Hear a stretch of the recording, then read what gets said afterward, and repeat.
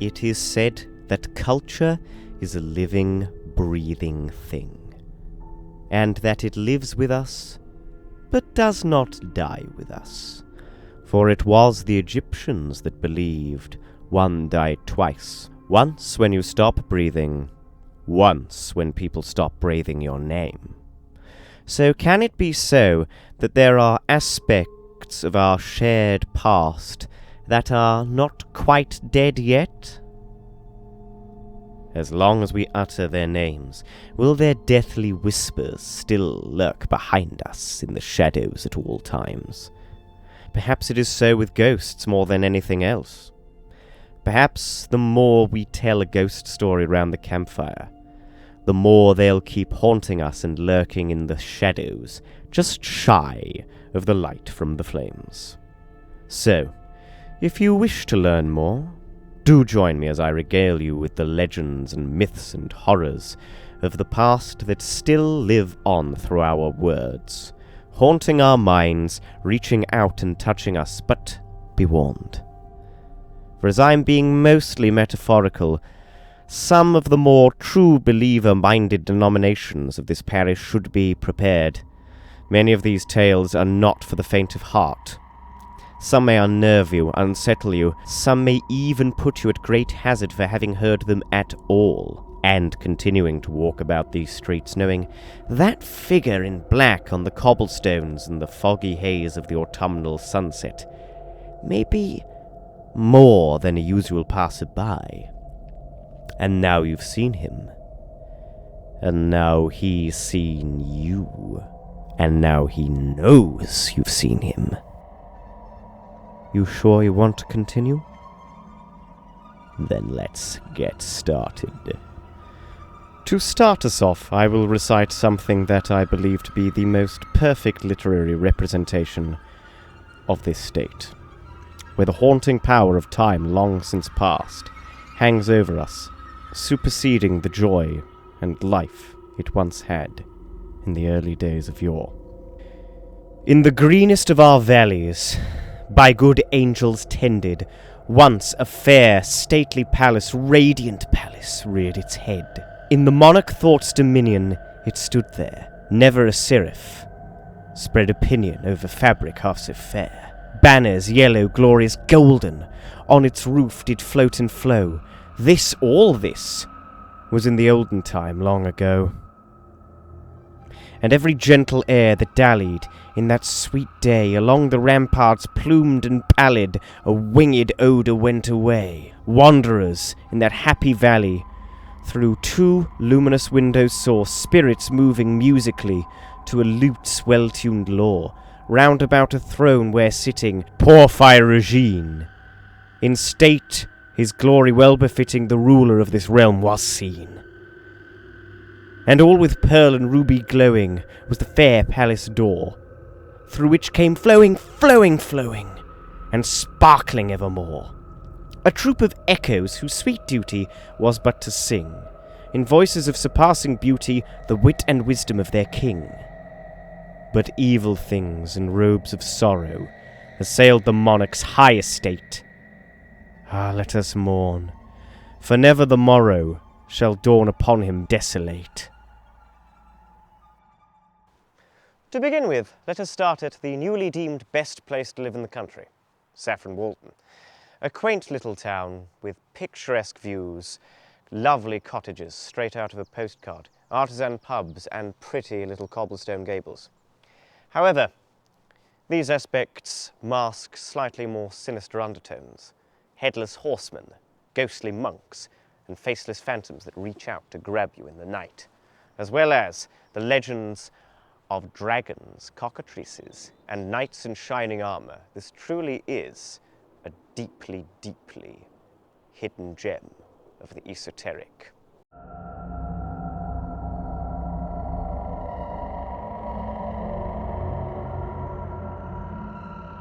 Yes, indeed, as well as these more commonplace fairy stories of knights in glass armour and giant serpents, a basilisk whose gaze can turn the unsuspecting to stone, the very inspiration for the Essex serpent, there are more unsettling stories about mysterious tunnels underground, the distraught spirit of a leper that haunts near an old youth hostel, and most shockingly of all, dark figures with no faces that look to strangle their prey in the night. Sleep tight out there, by the way. It can be difficult to know how to view said aspects, but these, I fear, must be dealt with all the same.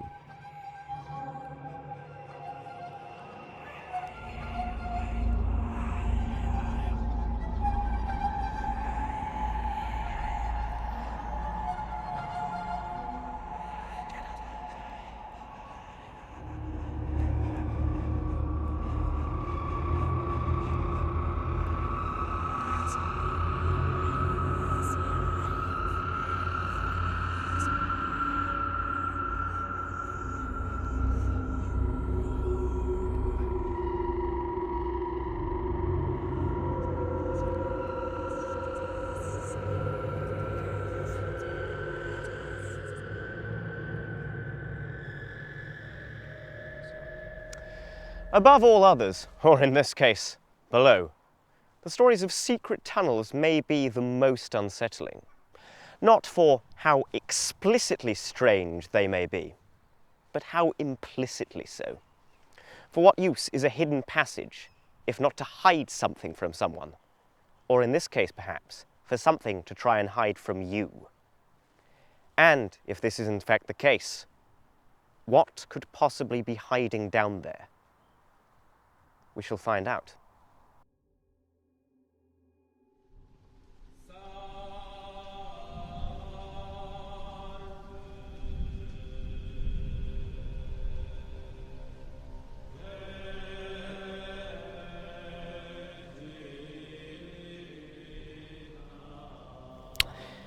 To begin with, we have to think slightly out of the box of the main town, but understand this still focuses on the main town and especially its outreach across its surroundings, to a small village or hamlet called Wendon Zambo, a place we will return to in due time.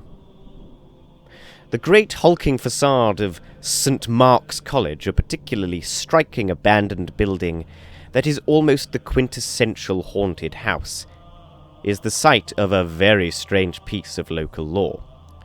According to J.W. Chambers in the autumn 1973 issue of the Borderline Science Investigation Group's quarterly publication Lantern, it is built on the site of almshouses that were attached to a hospital, part of a Benedictine abbey that once existed here.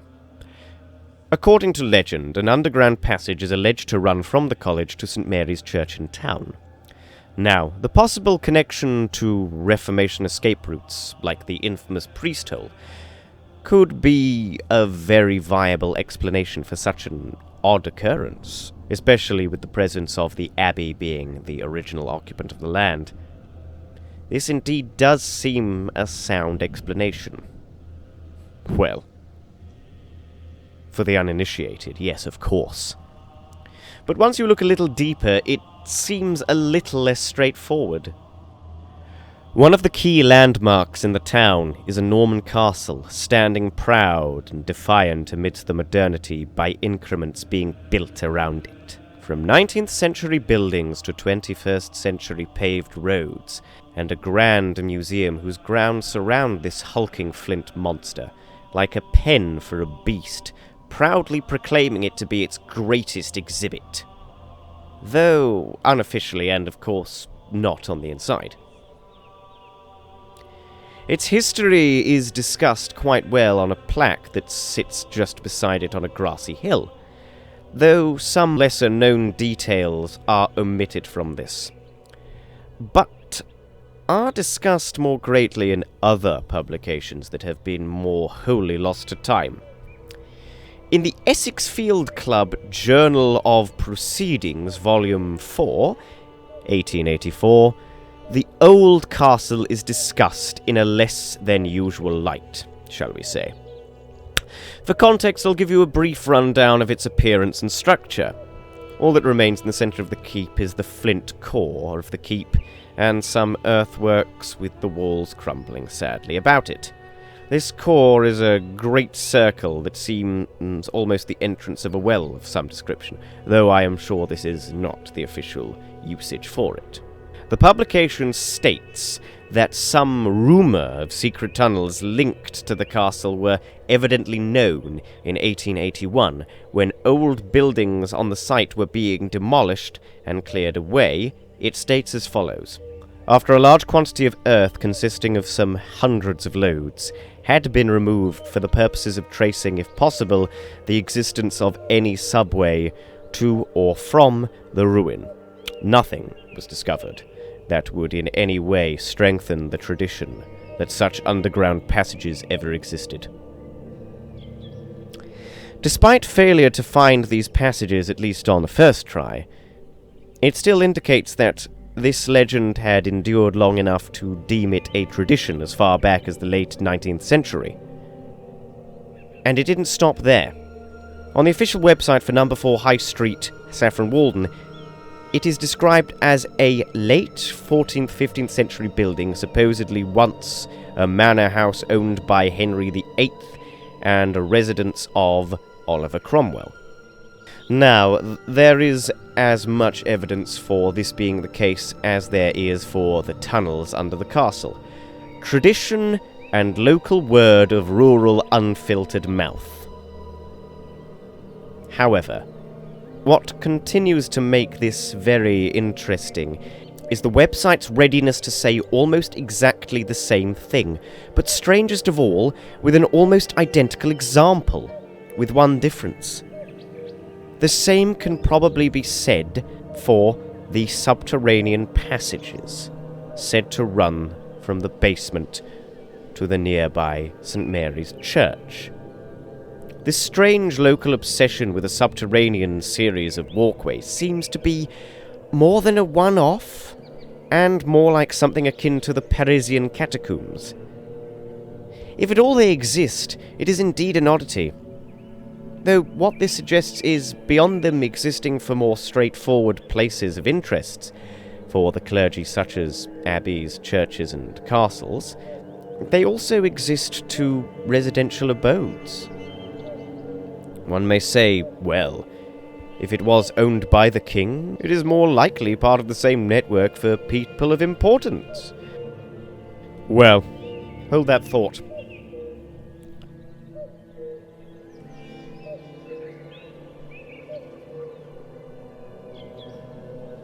Gloriana Cottage is one of the most striking houses in the town, with its 3-pronged chimneys and 5 great triangular windows and thatched roof. One often could think of it as a quintessential witch's house or a haunted cottage on the front of a 19th century Gothic ghost story.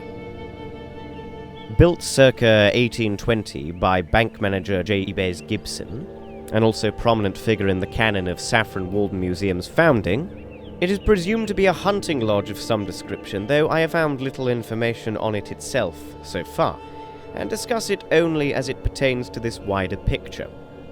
Hunting lodge or not, however, the oddity comes not from the house itself, but what a publication says about its construction, and what possibly could have occupied the land before it. According to Country Life magazine, it was said to have a tunnel running to one of the banks in town, but the passage was apparently concreted over long ago. The author goes on to say that they believe it was built by the Honourable Mr. Gibson himself, which would be a departure from the usual ancient tunnels that have so far pervaded this local legend. But if it were the case that there is a connection, it may be not quite as the author thinks it is. The idea behind this is indeed odd, and presents an interesting problem for the thinking fellow. For if it was there before, why build a house atop it and make it so perfect a geographical line-up? And if it were built by a man in the 19th century, why would he continue a seemingly ancient tradition of subterranean travel? And yet again, if the shoe is on the other foot, and it was not built by a tangibly real person, who on earth made these damned Swiss cheese walkways below the town to begin with?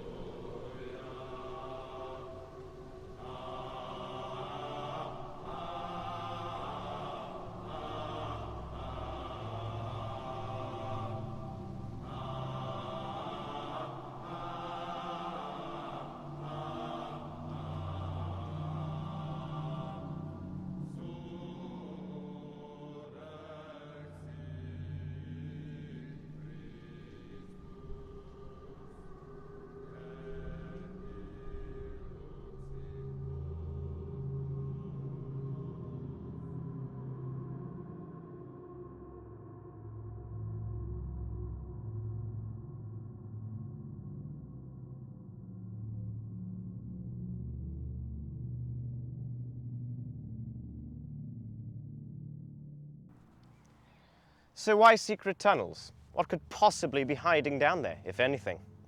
Well, another slightly more well-documented and fleshed out local legend could possibly hold an answer to this question. But it is an answer that, if true, would be most terrifying indeed.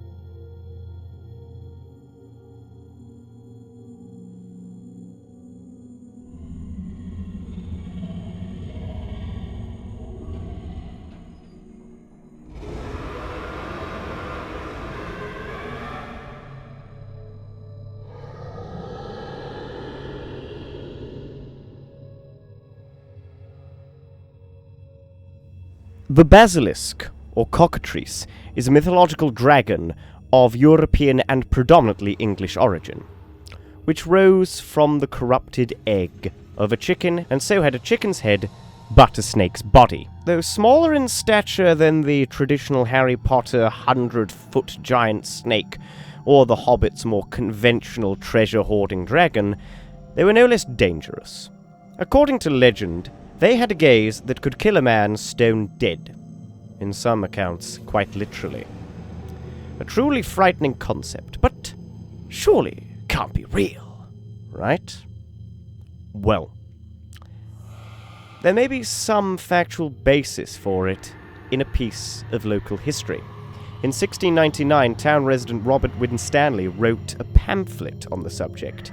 This is a true relation of a monstrous serpent seen at Henham on Mount in Saffron Walden. Cryptozoologist Richard Freeman said the following in a 2024 article on the subject. The creature in question was a winged serpent, it would have been called a gwibber in Wales, and appeared in May of that year. It was around 9 foot long and as thick as a man's leg. Its eyes were as large as sheep's eyes, and it had several rows of sharp teeth. Despite having caused no trouble, its demeanour was sufficiently alarming that a group of villagers armed with farm implements and stones chased it off. And only a few decades earlier, in 1669, another pamphlet was published. The Flying Serpent, or Strange News out of Essex. It gave another account of the beast. The following passages are extracts from this. The place of his abode, where he hath been oftentimes seen, is called Henham, but most commonly Henham on the Mount. The town standing upon a hill, having many fair farms and granges belonging to it, in one of which named the lodge near a wood called Birchwood, by reason of the many birch trees growing there, in a pasture ground close by the same, hath this monstrous serpent been often seen, as he hath lain upon the sides of a bank, beaking and stretching himself out upon the same, at such time as soul did parch the earth with his resulgent beams. He continues to give an account on how the beast startled a horse by trying to assail it, causing both horse and rider to become quite terrified, and, consequentially, run off. The writer continues to discuss how the cattle might be at danger of this beast, and so on and so on. Richard Freeman continues to write that the pamphlet deals with the Henham-winged serpent and also refers to the story of a basilisk dragon that held siege to Saffron Walden centuries before. It was described as not about a foot in length, of colour between black and yellow, having very red eyes and a very sharp head.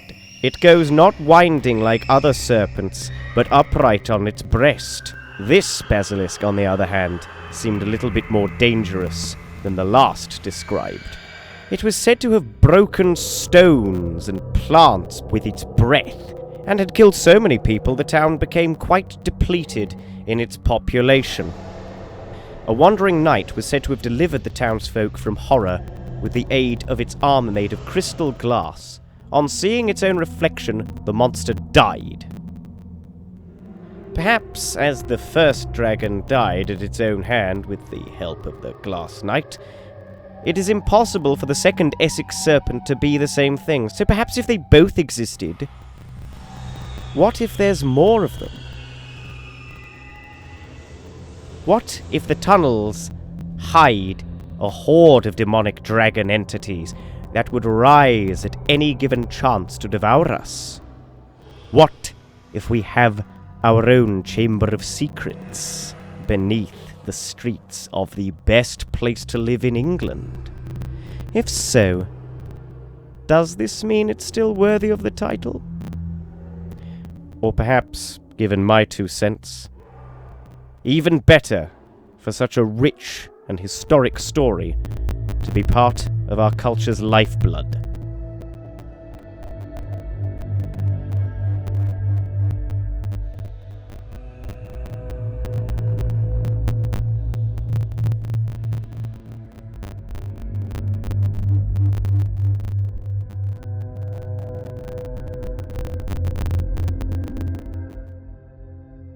In modern times, it would affright us to think of war and bloodshed being done on our streets, and our green and pleasant land seems relatively peaceful. The pastures and greenery of our lush countryside protect us from all the horrors of the bombs and guns around the world. Though it is only a few centuries ago that war took place on our land, with soldiers running about our countryside with guns, firing upon each other, and swords and axes even before that, and it is quite within living memory for some that soldiers were stationed around Audley End House to help with the war effort. Even now, dotted about the countryside, you will see gun shelters and bunkers, all eliciting a time when peace was not the luxury we have today, but a very, very distant hope. These memories still linger with us, and we must remember, for those who cannot, but wander our countryside eternal, as the ghosts of wars lost to history and wars, sadly, all too very, very well remembered. To many, the English Civil War will elicit cultural memories of a time when funny fellows with twirly moustaches and luscious hair fought against big burly blokes in shiny armour over a simple question: who had the right to determine whose fate in this merry England of ours?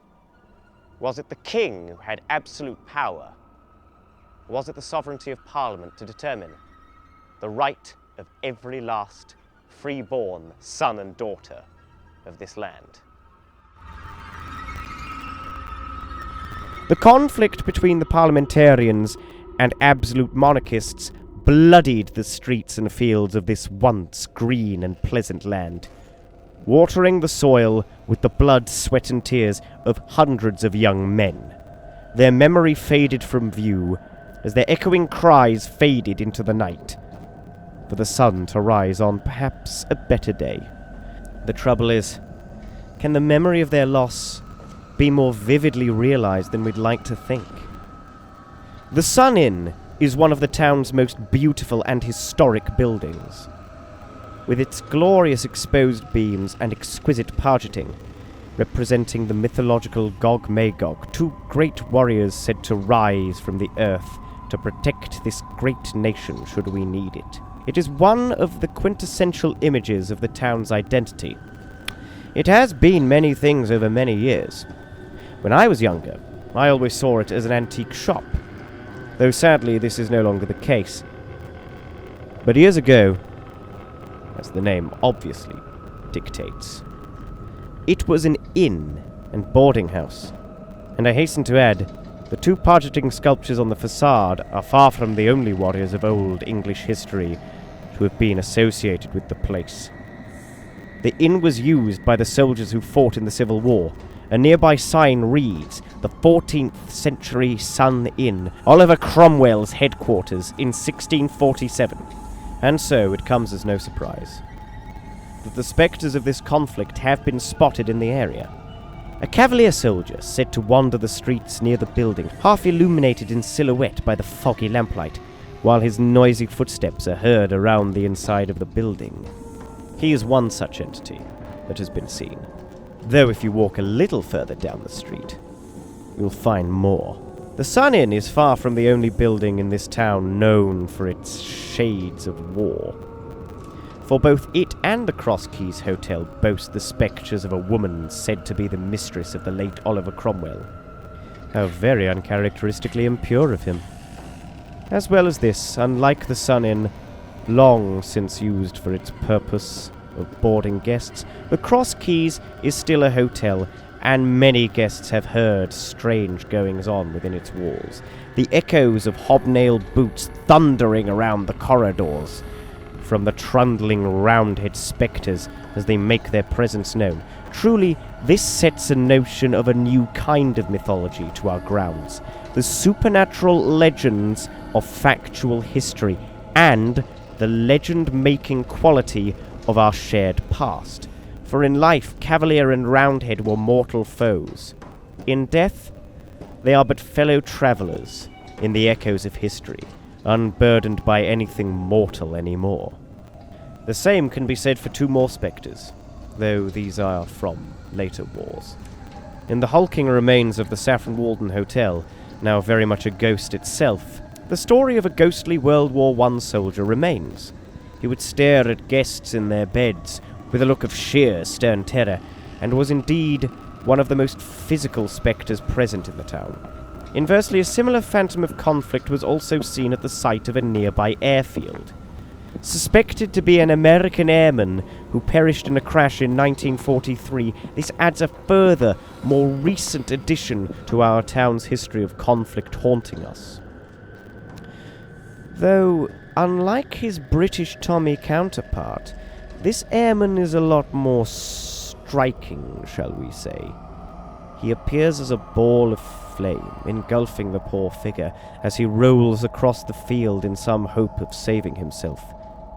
The more curious among us have taken it upon themselves to take a closer look, only to find that this ball of flame is, in fact, a pained man in a pilot's uniform trying to put out the fire the way the victim of a crash would. Historical records apparently do corroborate these accounts. What is slightly off about this story, though, is it is not reported that the pilot died. Instead, the casualty was a good Samaritan and posthumous local hero, Elizabeth Everett. She was posthumously awarded a medal for her bravery as a civilian saving a soldier. She is remembered by the village of Ashton as a defining local hero, doing what is the duty of all villages in England, just helping out. Not for glory or for fame, but for the sake of simply doing what's right. Perhaps for this reason, the ghost in this scenario should be a lingering respect for those who went before us, lest we forget what they did for us. Truthfully, I believe that's what all these more concrete hauntings have been. Reminders. Good men and women watching over the England they left long ago, hoping something will have changed for the better, and hoping their sacrifices were for something. They were. Thank you for your service.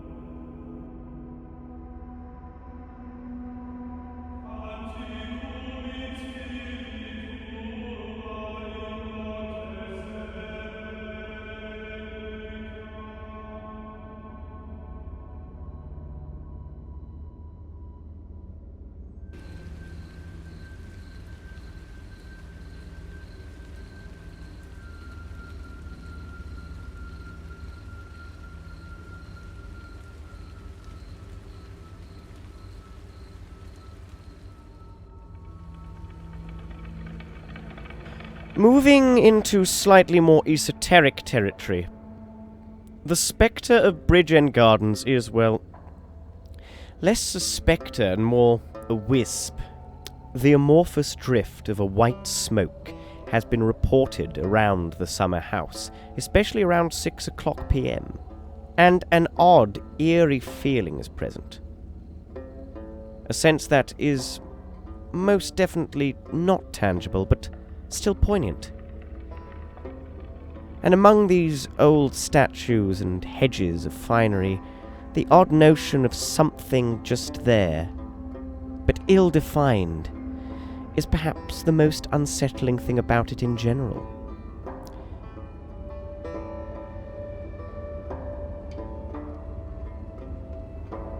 In Hill House on the High Street, a very chilling and sad story is remembered. It is said that after freezing to death in the 19th century, a teenager known as Nellie, who was a maid at the house, returned there, and her ghost has been reported walking around the corridors, always accompanied by a sudden drop in the temperature, echoing her own fatal freezing. Shortly after her death, the spirit of Mrs. de Freville was seen by her husband's grave, in a long black dress, by a gardener in the late 19th century. She was said to have a strong white face, a very, very poignant image, typical of many hauntings. The railway arms used to be the train station, and so many apparitions related to the deaths of people on the tracks are known to linger there.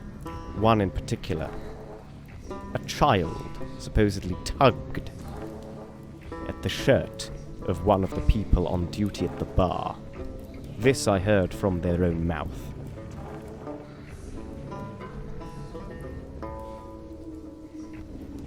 The youth hostel of Saffron Walden, number 1 Middleton Place, is another infamously haunted place. A team of ghost hunters reported feeling the presence of a man with learning disabilities hiding in the hayloft. Supposedly he was bullied his whole life and hid there in shame and fear even after death. Also, a servant girl in clothing from the 1600s supposedly haunts the place. Also, the spirit of a woman who supposedly died when she fell through floorboards after her husband loosened them while she was working is said to wander around that place.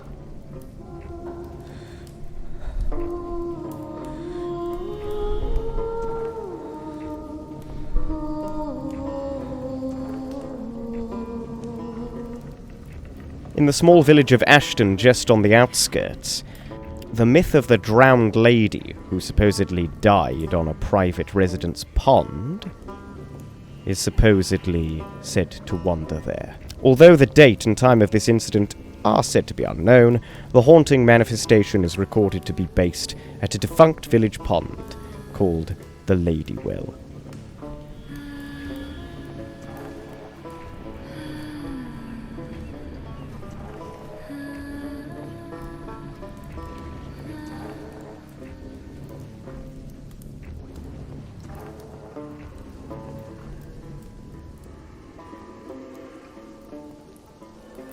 beyond strange feelings, are often motions of strange actions, which are just as, if not more, disturbing. Though sadly, the amorphous quality is less about the actions themselves, and more about the vagueness of the story itself, as there are very few details given about it. On the paranormal database, the story reads as follows. After taps turned themselves on, and a pen moved itself on the top of a picture frame, the couple living here suspected something was not quite right. After enduring further poltergeist antics, the residents had their friend, Father Sotheby, exorcise the home. A few years after moving out, the couple discovered their former home to have been an asylum and had a reputation for brutality. Considering the fact that I could find no history of asylums converted into cottages, I rather think this one might require a pinch of salt in tandem with its consumption. The spooks that seem inexplicable or esoteric are in fact oftentimes more frightening than those with tangible explanation, though these do not always have to be intangible amorphous clouds or uneasy feelings. Oh no! For one springs to mind that was very, very visible. One night in 2002, two women walking down the South Road saw a woman on a bridge approaching. She stood over 3 meters tall, and as she approached them, she shrank in stature. Was this a trick of perspective? I mean, she was walking over a bridge. All that was said on the matter was both witnesses were sober when they saw it, so they didn't think they made a mistake. And they didn't stay to find out. Similarly, an odd figure, but this time more, handy, is a faceless spectre seen reaching out to residents of the town in the middle of the night. He is by far one of the more unnerving spirits from this town, so for the sake of a family-friendly reception, I think I'll stop there.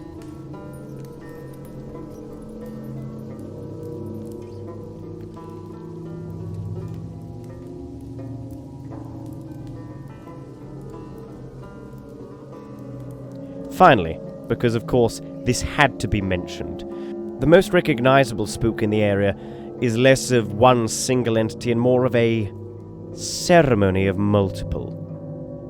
On the very edge of town is a grand mansion called Audley End House, a superb structure with fine gardens and enormous grounds. In front of the imposing facade is a lawn of exquisite beauty with the River Cam running through it. A few white swans or Canadian geese can be seen at any given time on the water, and a picturesque bridge, most in keeping with the design of many grand 18th century buildings, is to be seen crossing this river. Beyond this, it commands woodlands and fallow fields and is a wonderful landscape for many of the locals to walk their dogs and toddle around the place. However, little do they know that they are wandering in the stomping grounds of a Dullahan, a classic headless horseman or coachman. He is seen leading a coach of imposing blackness through the grand lion gates in front of the house, aided by a disembodied hand clutching a lantern, and then off over the bridge to trundle madly about the countryside. Little more can be told of what comes next, or what purpose this supernatural departure upholds.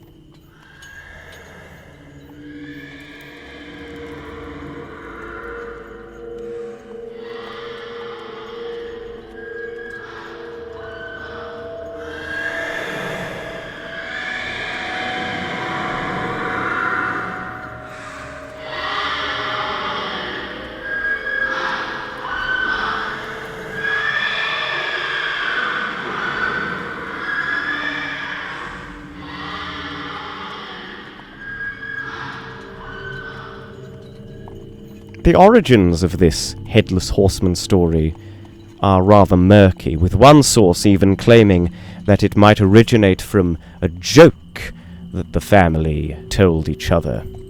Nevertheless, it seems very, very eerily similar to many other headless horseman stories up and down the countryside. Undoubtedly, The most infamous kind of this myth is the Dullahan. For that reason, I shall recite another poem. Not for the sake of casting any historical light on this situation, but to help viewers of this get some idea of the terror caused by what otherwise might seem such a cliched spectre. 'Tis midnight, how gloomy and how dark. By Jupiter there is no star. 'Tis fearful, 'tis awful, and hark! What sound is that comes from afar, still rolling and rumbling? That sound makes nearer and nearer approach. Do I tremble? Or is this the ground? Lord save us, what is it? A coach! A coach! But that coach has no head, and the horses are headless as it. Of the driver the same may be said, and the passengers inside who sit. See the wheels, how they fly over the stones and whirl as the whip goes crack, and the spokes are of dead men's thigh bones, and the pole is the spine of the back. The hammer cloth shabby display is a pole rather mildewed by damps, and to light the strange coach on its way, 2 hollow skulls hang up for lamps. For now, that is all that need be read from this poem. From these lines, one can not only sense the power and visceral imagery of the wording, but also the similarity between this description and the individual quality possessed by our own headless rider. The presence of a coach, a poem of Irish origin, reflects a small folk tale from East Anglia. Here it is clear that it is perhaps the most Jungian of archetypes we have come across. Apart perhaps from, of course, the chicken snake.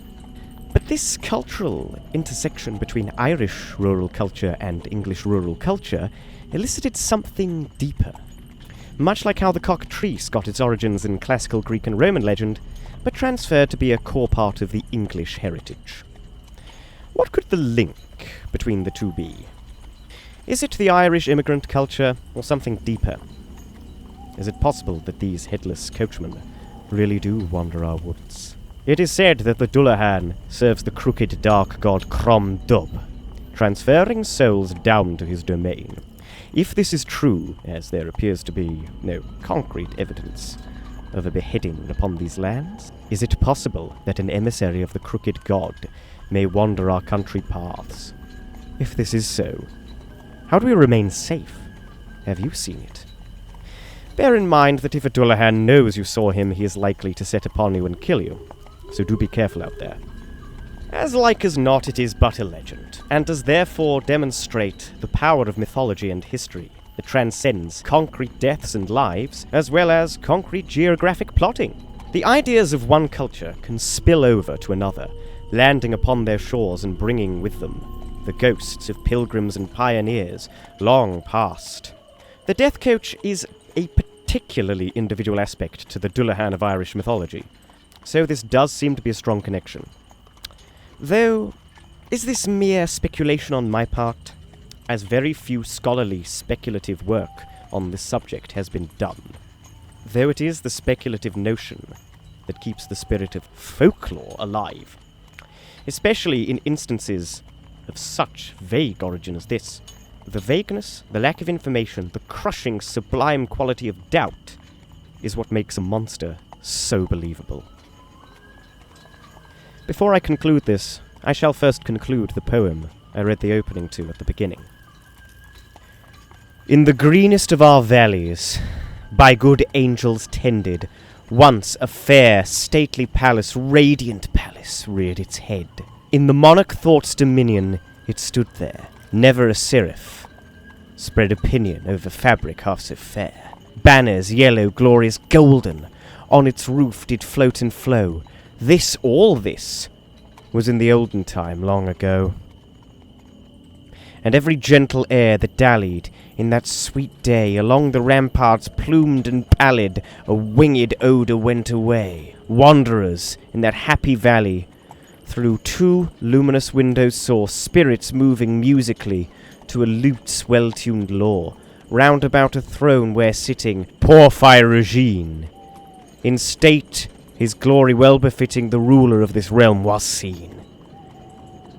And all with pearl and ruby glowing was the fair palace door, through which came flowing, and sparkling evermore a troop of echoes whose sweet duty was but to sing, in voices of surpassing beauty, the wit and wisdom of their king. But evil things in robes of sorrow assailed the monarch's high estate. Ah, let us mourn, for never the morrow shall dawn upon him desolate. And round about his home the glory that blushed and bloomed is but a dim remembered story of the old time entombed. And travellers now within that valley, through the red-litten windows see vast forms move frantically to a discordant melody, while like a ghastly rapid river through the pale door a hideous throng rush out forever and laugh, but smile no more.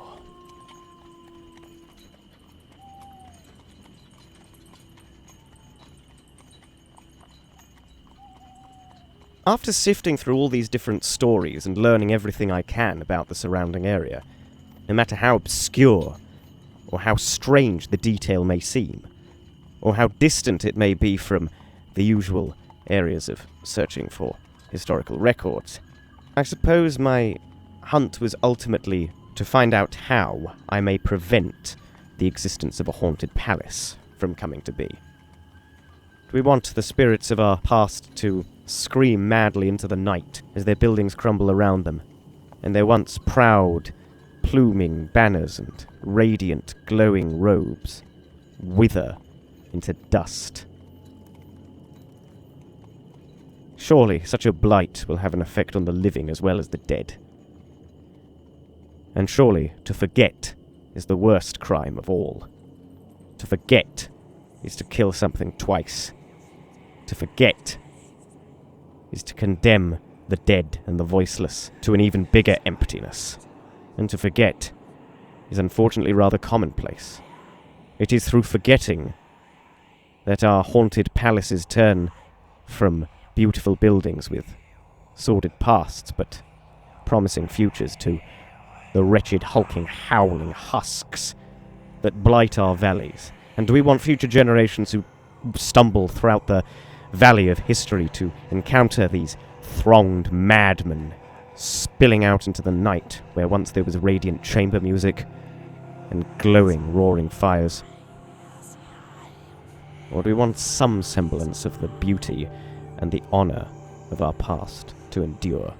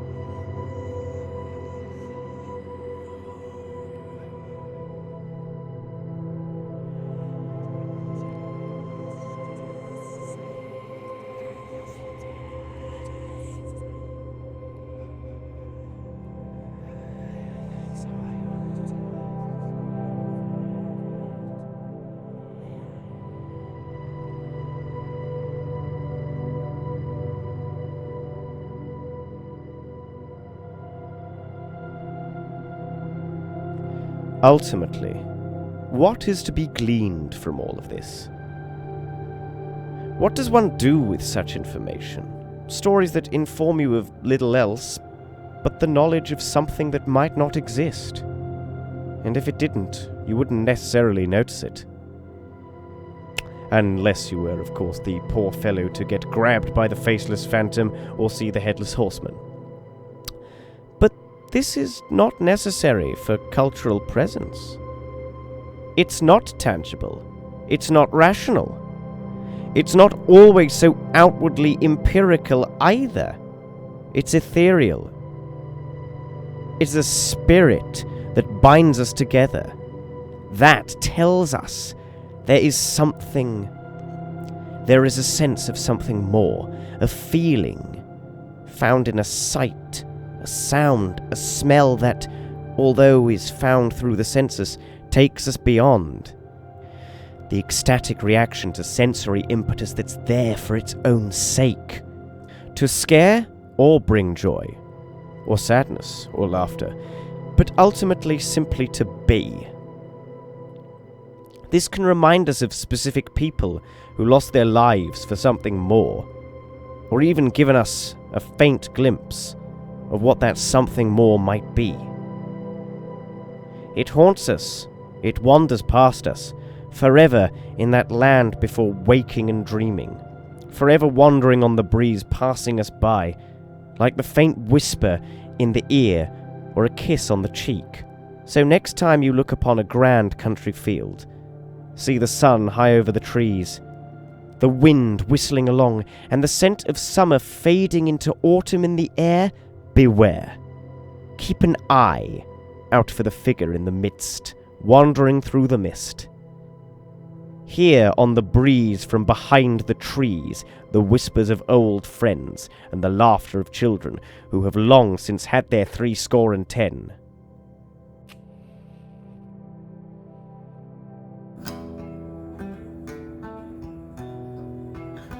Smell the embers of fire long since died. Taste upon your tongue the fog and dew of an evening breeze, and feel the grass gently match the stride under your boot, as hands from a blood, sweat and tear-sodden English soil reach up to drag you down and make you one with itself forever. Sleep tight.